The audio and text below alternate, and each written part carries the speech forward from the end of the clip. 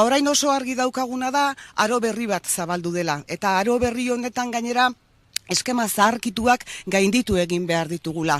Beraz, ezkerreko subiranista guztiekin batera goaz Madrilera, demokratikoki zabalagoa izango den batura bat egitera eta erabakigarriak izatera, errepublikak egitera goaz Madrilera. Eta Euskal Herrian egunero jarraituko dugu Euskal Errepublika librea eta independientea egiten.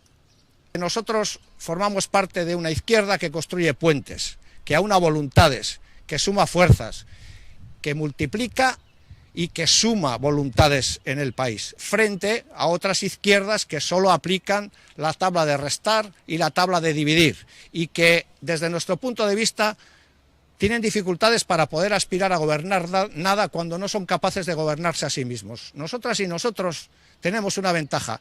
Todos los días nos ponemos de acuerdo gente que piensa diferente, que viene de culturas políticas de todo tipo, porque hacemos un esfuerzo todos los días por construir esa izquierda que necesita el país.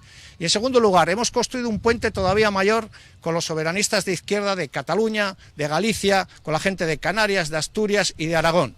¿Para qué? Para hacer frente a la involución antidemocrática que existe en el Estado español.